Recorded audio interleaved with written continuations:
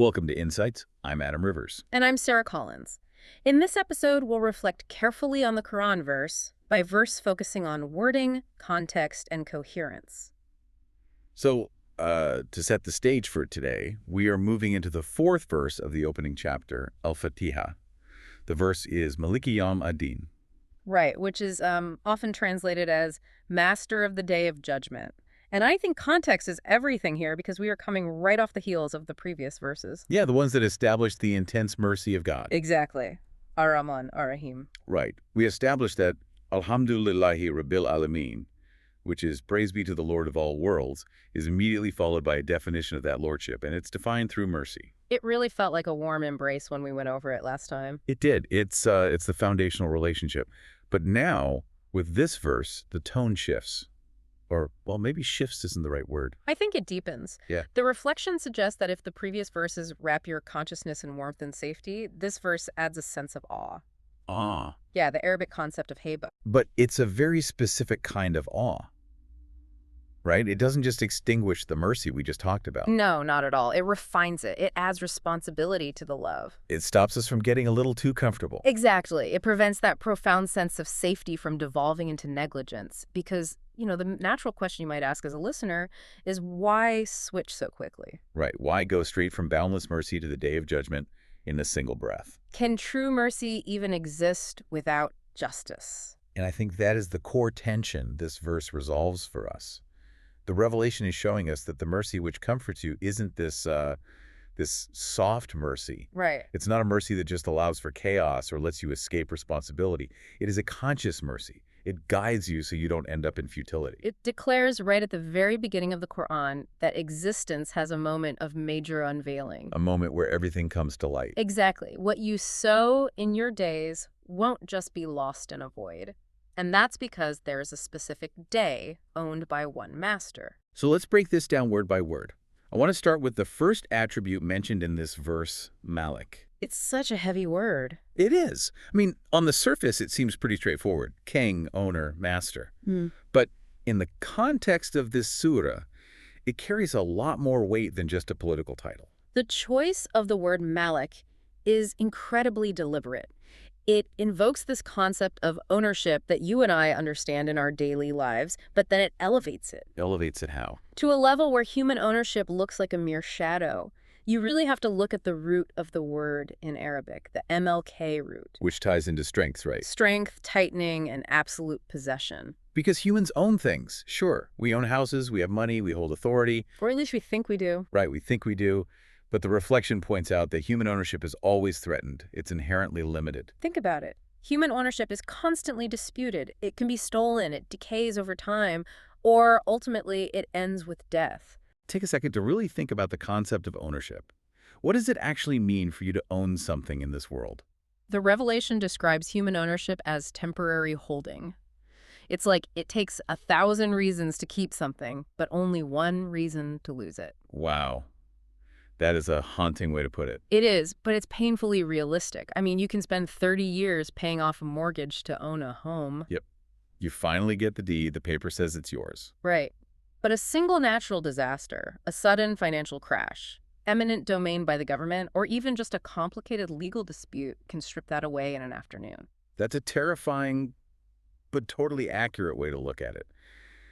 We grasp things so tightly, but our grip is incredibly fragile. We are constantly fighting entropy. We're fighting theft, we're fighting market forces, just to be able to say, this is mine. Precisely. We are fighting a losing battle against the nature of the world itself, which is transient. It's passing away. And even if you manage to hold on to your possessions for your entire life, let's say you are the richest person on earth and no one ever steals a single dime from you.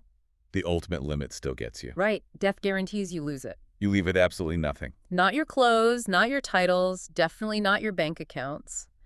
So human ownership is really just borrowing with a time limit. It's a lease. We are essentially just tenants in our own lives. By contrast, when the verse says Malik in the context of the Day of Judgment, it elevates ownership to absolute sovereignty. No dispute. No interruption. None. It's contrasting this flimsy, temporary human ownership with something profoundly solid. It suggests that while you might see a lot of kings or owners in this life, In that decisive moment, you will realize those were all just illusions. The only ownership that doesn't fade is God's. And it's an ownership that permeates everything. What do you mean by permeates? Well, in this life, you might own a piece of land, right? But do you own the tectonic plates beneath it? Do you own the history of that soil? Do you own the rain that falls on it? Right, of course not. Or even the time you spend on it. Yeah. I mean, you can own a bed, but you can't own sleep. Oh, that's a great way to phrase it. You can own a watch, but you can't own time. Exactly. But God's ownership described in this ayah is comprehensive. He owns the container, the day itself, and every single thing within it. There is a really interesting linguistic nuance here, too. The word Malik actually opens two distinct doors in Arabic. Right, Mulk and Milk. Yeah, Mulk, which means sovereignty or authority, and Milk, which means possession. Let's unpack that distinction for the listener because it seems really important, and in English, we tend to blur them together. We totally blur them. If I own a car, I just assume I have authority over it. But not necessarily. In human terms, these two concepts are very often separated. You can easily have possession without authority. You mean example? Okay, for example, you own your house. That's Milk. You possess it. But you can't just build a 50-foot neon tower on your roof. Because the city zoning laws won't let me. Exactly. The city implies zoning laws. That's Mulk. The authority is external to your possession. Ah, I see. Or conversely, a president has authority Mulk over the entire country, but he doesn't personally own every single house and car in the nation. Spot on. The president can make laws, but he can't just walk into your living room and sell your sofa. Right. But here, this verse combines them flawlessly. Malik yam ad-din. God is the sovereign authority, meaning he sets the absolute laws of the day, and he is the possessor. He owns the very souls standing there. That is immense. It places you, the listener, before a complete unified concept. God is not just the authority over that day, he is the owner of it. Which means no one else can claim a right. No one can impose a law or hide behind a fancy title or a family connection. This destroys the illusion of escaping. Completely. The human mind so often whispers to us, I'll do this thing, no one will see me, I'll escape the consequences. We have this ingrained belief that if we can just navigate the Mulk, the authority of the world will be fine. Right, if we find a legal loophole or bribe the right official, we are safe. But the word Malik cuts this illusion at the root. It's a very specific psychological mechanism we rely on. We tend to think that if we can just outsmart the system, or if we are powerful enough, or if we hide well enough in the dark, we are safe. We treat the world like a giant game of hide and seek. Yes, where if you stay hidden long enough, the timer runs out, the game ends, and you win. But Malik Yam-ad-Din says the game doesn't end that way at all. Because the owner of the game sees the entire board. And because he is the Malik, the owner, he sets the rules. In human courts, you can sometimes get off on a technicality. All the time. You can hire a brilliant lawyer who argues that a specific procedure wasn't followed by the police, and even if you are 100% guilty, you walk free. Because the judge administers the law, but the judge doesn't own the reality of what happened. That's a crucial distinction. In a human court, the law is just a script everyone is trying to interpret. On the day of judgment, the Malik is the author of reality itself. There are no loopholes in absolute ownership. You can't argue a technicality with the one who created the tongue you are speaking with. You cannot argue with the one who owns the very ground you stand on. And the very voice you use to speak. This realization is meant to be deeply sobering. It strips away all the arrogance of the secret sinner or the public tyrant. It reminds us that our so-called privacy is actually just God's patience. Wow, privacy is just God's patience. That's heavy. It really is. So we talked about the illusion of escape, that the oppressor thinks they can just get away with it. But the surrounding verses and this specific ayah also counter the exact opposite illusion. Which is? The idea that the world is meaningless because injustice is rampant. And this is something I think a lot of people really struggle with today. Oh, absolutely. This is a profound psychological point. When people see a tyrant rise to power or an innocent person fall and lose everything, they might think existence is just a cruel game with no balance. You look at the news, you see war, you see rampant greed being rewarded with massive wealth, and you think, where is the justice? And that leads to despair. Which inevitably leads to cruelty. Yes. A person thinks, if the world has no justice, why should I bother being just? It feels like being the only person following traffic laws in a city where everyone else is driving like a maniac. Right. Eventually, you just start driving like a maniac too, just to survive. It's a very dangerous slippery slope. Yeah. If you look at history or even just your daily social media feed, and you see that the bad guys seem to be winning. They have the money, the power, the influence. It validates a deeply cynical worldview. You start to think that morality is just a fairy tale we tell children, but the real world runs purely on power. And once you believe that, you stop trying to be good. You join the game, you think, I have to be a wolf to survive among wolves. This is where Malik Yam ad-Din steps in to recharge the human conscience. It tells us the scale isn't missing, it is deferred. Deferred, not broken, just waiting. There is a day with a master who overlooks nothing. It tells you that the story you are seeing right now is not the whole movie. You are just sitting in the middle of the second act where the villain seems to be winning. The deferral isn't negligence, it's space. Space for what? Space for the human being to choose. Will they use this delay to oppress others, or will they use it to reform themselves? That perspective shift is vital. Imagine if lightning struck every person the exact moment they told a lie. There would be no free will. None. We would all be robots programmed by immediate, terrifying fear. If every time you stole $1, your hand instantly caught fire, no one would steal. Yeah. But is that actually morality? No, that's just a survival reflex. That's not choosing goodness. That's just avoiding immediate physical pain. Exactly. The fact that a tyrant can live for decades in absolute luxury is actually an extension of that space for choice. It allows human beings to manifest who they really are, to show their true colors. But this verse reminds us that the space is finite. It has a hard deadline. So the word Malik acts as a threat to the oppressor, but it's a profound consolation to the oppressed. It acts as a consolation because it validates the victim's pain. Mm-hmm. It promises that their rights are not just lost in the void of history. It's basically saying to the victim, your suffering is recorded, the file isn't lost, the case isn't closed. And to the oppressor, it says you haven't won. You've just been given a longer rope. Let's move to the next word in the Ayah, Yom, which translates to day. Why specify a day? I mean, why not just say master of judgment? Why actively tie it to a time frame? The reflection connects this directly to our human perception of time. Humans are so often deceived by time. How so? We think that if enough time passes, a crime is somehow forgotten or the truth is diluted. We rely on the erosion of memory. We see this all the time in our culture.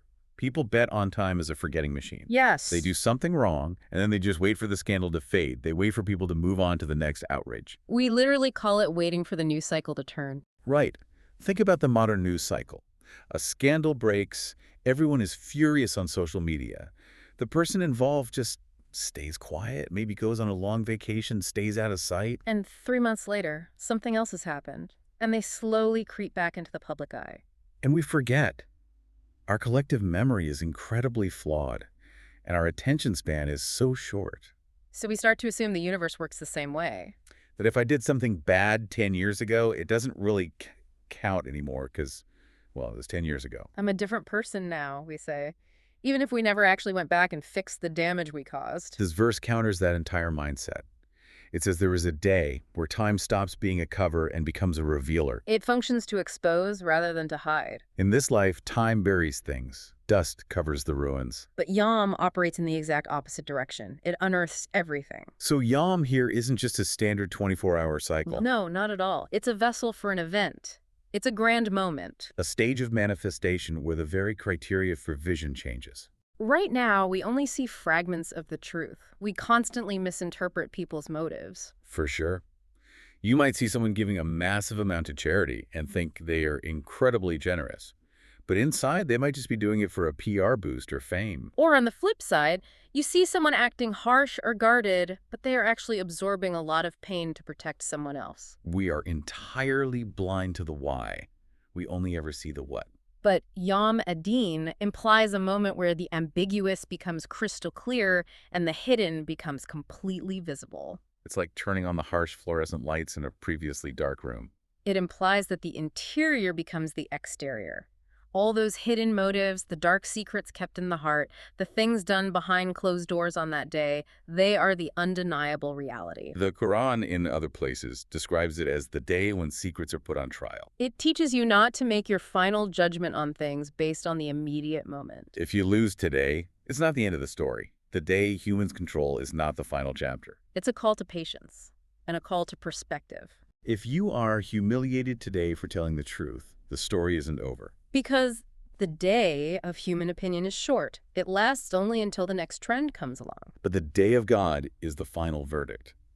It encourages us not to be crushed by these temporary defeats. Which brings us perfectly to the final word of the verse, ad-din. In common usage today, we usually translate this as religion, like when someone asks, "What is your deen?" Right, but here it carries a much older, very specific linguistic weight. It relates to the word dain, meaning debt, and jaza, meaning recompense or payback. It places deen squarely in the context of an ethical relationship between an action and its result. It's not just about a label you wear or a theoretical belief system you subscribe to. No, it's about a transaction. It's fascinating that the exact same root word holds the meanings of debt, submission, and judgment.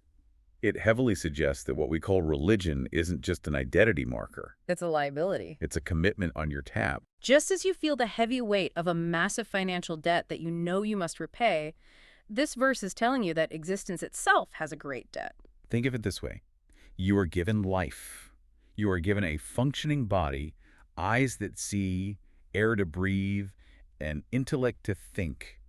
These are all resources. You are actively consuming the resources of the king. I really love that analogy of the tab. When you go out to a nice dinner, you can order whatever you want. You can feast. But eventually, the waiter comes with the bill. You can't just stand up and walk out. And you certainly can't say, well, I really enjoyed the food, so isn't that enough? No, you consume the food. Now you must pay the restaurant. Life is a constant consumption of time, of energy, of material resources. Ad-din implies that this consumption isn't free. There is an absolute accounting. It's a day of accounts. It turns life from a casual playground into a serious marketplace of deeds. Because life is not without consequences. Every single action leaves a trace that inevitably returns to you. Yom ad-din is the day where rights are returned and debts are settled. If you slandered someone, you took something very real from them, you took their reputation, that's a debt. If you stole from someone or cheated them in business, that's a debt. This is exactly why the verse balances the concept of mercy. Can mercy be real if a brutal killer and an innocent victim are treated exactly the same? No, that would be an insult to mercy. True mercy is not the negation of justice. Yom ad-din completely rejects the flattening of moral differences. It protects the community from collapse, and ironically, it even protects the oppressor by stopping them. That phrase, flattening moral differences, that's a really strong way to put it. It is. If everything is just forgiven automatically without any acknowledgement of the crime, then the action of the oppressor is validated. It basically says that what he did didn't matter. Exactly. If I intentionally hurt you and there is no consequence and no requirement for me to ever make it right, then the system is essentially saying your pain doesn't matter. True mercy requires that the pain be acknowledged and the debt be paid. Either by the person facing the consequence, or through the willing forgiveness of the victim, or through God's intervention. But it cannot just be swept under the rug and ignored. So ad-din preserves the fundamental value of our actions. It means what we do actually matters. If there were no day of judgment, our actions would be completely weightless. Kindness would just be a biological croak. And cruelty would just be physics. Ad-din gives weight and gravity to every choice you make. It makes human life deeply significant. Let's take a step back and look at the psychological construction of the surah so far. Okay. We go from praise directly to mercy and then immediately to the day of judgment. The sequence seems very, very intentional. It creates a highly precise psychological balance. How so? If you only ever hear about mercy, you might lean toward laziness or permissiveness. You might think, God is infinitely kind, I can do whatever I want. Exactly. You start to lose respect for the rights of other people. It becomes what they call cheap grace. Right. But on the other extreme, if you only hear about judgment, if you only ever hear Malik Yom ad-din, you might lean toward despair. Or excessive harshness with yourself and others. You become paralyzed by fear. Or you become a fanatic who thinks everyone is doomed. Al-Fatiha brings them together perfectly. The straight path isn't found in one extreme or the other. It's the meeting point of mercy and responsibility, all under the sovereignty of God. It's walking that fine line between hope and fear. Also, notice the phrasing. It says master of the day of judgment, not just master of judgment. It grounds the abstract philosophical concept of justice into a specific time. It creates a deadline. And deadlines change behavior. Yeah. I mean, we all know this from work or school. If you think there is no meeting, you procrastinate. You evade. But if you know for a fact there is a specific unavoidable appointment at 9 a.m. on Monday with the CEO, you prepare. You audit yourself before they can audit you. It completely cuts off that endless human cycle of, I'll just fix it later. It forces the ultimate question, what exactly am I carrying to that day? It creates urgency. Without a deadline, human beings just drift. With a deadline, we focus. It's like when you have a massive final exam. If the professor says the exam date is someday, nobody studies. Right, but if the exam is this Friday, you hit the books hard. And this exam covers absolutely everything. It's not just about what facts you memorize, it's about who you became as a person. This verse acts as that looming date circled in red on the calendar of the soul. Let's shift gears and talk about the social implications here. Okay. The reflection draws a really powerful conclusion about how this specific verse shifts society from the logic of the tribe to the logic of humanity. Tribal logic is entirely based on power. It says, my group is right simply because we are strong. Or, I can get away with this obvious crime because I have the right connections. It's the logic of the mafia, or the logic of exclusive country clubs and political dynasties. We see this everywhere. In nepotism, in aggressive nationalism, in gang warfare, and even just in everyday corporate politics. I'm best friends with the CEO, so I'm safe from the layoffs. Or, I'm a prominent member of this political party, so we protect our own no matter what terrible things they do. But when the ultimate master is God, justice isn't a hostage to human power. The weak aren't just forgotten simply because they are weak. The revelation introduces the ultimate leveling field. It strips away all the VIP access. There is no back door into heaven for the well-connected. Completely. On the day of judgment, your earthly connections evaporate. You cannot call your father, your boss, or your political party to bail you out of this one. The verse says Malik, singular. There is no jury you can bribe, no parliament you can lobby. This concept liberates the collective conscience of a society. Because in a power-based society, you literally learn to be unjust just to survive. You think, if I don't cheat on my taxes, my competitor will, and I'll be eaten alive. But in a God-centric worldview, injustice is seen as moral stupidity. Moral stupidity, I like that. Because it only delays the inevitable crash. In a purely materialist world, injustice can seem smart if it gets you millions of dollars and you manage not to get caught before you die. But with Malik Yam Adin, injustice is always a terrible investment. You are just racking up a catastrophic debt that will violently bankrupt you later.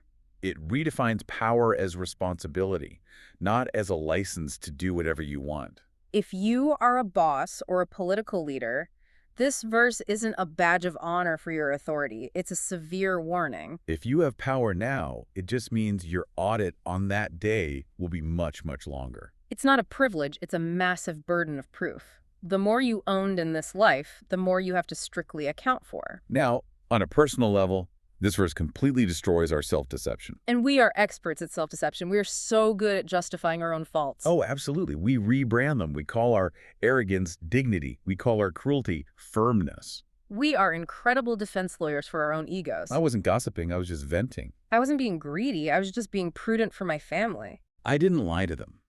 I just admitted the truth to protect their feelings. I wasn't blindingly angry. I was just passionate about the issue. We spin the internal narrative constantly. Without a day of judgment, a person could live their entire life fully believing their own PR. They could die, genuinely thinking they were right in every conflict they ever had. We see people all the time who destroy the lives of everyone around them, but they genuinely believe they are the victims. We construct these elaborate narratives where we are always the hero, or always the victim, but never ever the villain. Malik Yam Adin makes that kind of justification impossible. You realize the one judging you isn't you. And it isn't your loyal supporters either. It's the owner of the day. It acts as a mirror that prevents you from resting comfortably in a lie. It asks the hard question. What is the actual objective truth of this action? It's like looking at yourself under harsh fluorescent lighting. You finally see the flaws you usually manage to ignore in the soft, forgiving light of your own ego. And that discomfort is actually good. It's incredibly healthy. It stops the rot before it consumes your soul entirely. It forces you to ask, Will this excuse I'm making right now hold up in front of God? And if the answer is no, then you need to drop the excuse right now. There's a critical structural point I want to touch on regarding where this verse is placed. In the surah. Yeah, this verse comes right before Iyyaka na'budu, which translates to, you alone we worship. Why? This placement feels highly strategic. Because worship without the deep consciousness of accountability just becomes an empty habit. A person can worship with their physical body while actively oppressing people with their heart. You can go through the motions, you can do the prayers, the fasting, the rituals, but if you don't truly believe you will be audited, those rituals do not change your character. We've all seen this. The person who is outwardly very religious prays in the front row of the congregation every time, but cheats in their business dealings or treats their family terribly behind closed doors. That's the disconnect. When worship is just a cultural ritual, it doesn't transform you. But when you place judgment right before worship, the entire dynamic changes. You realize exactly who you are standing before when you pray. By placing judgment first, worship becomes a serious ethical commitment. You pray to build a self that is ashamed to betray that trust. You actively seek help to be just. It grounds the spiritual practice in hard moral reality. You aren't just chanting words into the air. You are standing before the King who will audit your entire life. Your prayer becomes a desperate plea for guidance on how to actually pass that audit. When you say guide us to the straight path a few verses later, why do you say it? Because we want to arrive at the day of judgment safely. It prevents religion from becoming a drug that just numbs you to your own bad behavior. It stops religion from being just a cozy cultural club. Exactly. It makes religion a stimulant for the conscience. It wakes you up. We have linked three massive concepts here: king, time, and debt. The one who owns time owns the recompense. It's a very powerful triad. Human justice is fundamentally flawed because humans don't own time. We miss crucial details. We forget witness testimonies. And we never own the full picture of any situation. So the verse reminds us not to despair at the inevitable flaws of human justice, but to always look toward the ultimate justice. It radically changes the definition of success and failure. This is something the listeners should really sit with for a moment. Winning in this life while being unjust isn't a victory at all. It's just a delay. And losing in this life while being truthful isn't a defeat. This is the ultimate comfort for the believer. You can lose the job, you can lose the argument, you can lose the massive lawsuit. And you can still be the actual winner in the grand scheme as long as you held onto your integrity. It gives you the stamina you need to be good in a world that so often rewards being bad. It heavily emphasizes individual responsibility. On that day, you can't blame society for your choices. You can't blame your rough upbringing or the crowd you ran with. It's a day of counterpart what you actually did versus what you get. The crowd you used to hide behind won't be there. It's a singular, solitary moment, just you and the master. The Qur'an is very clear about the profound solitude of that day.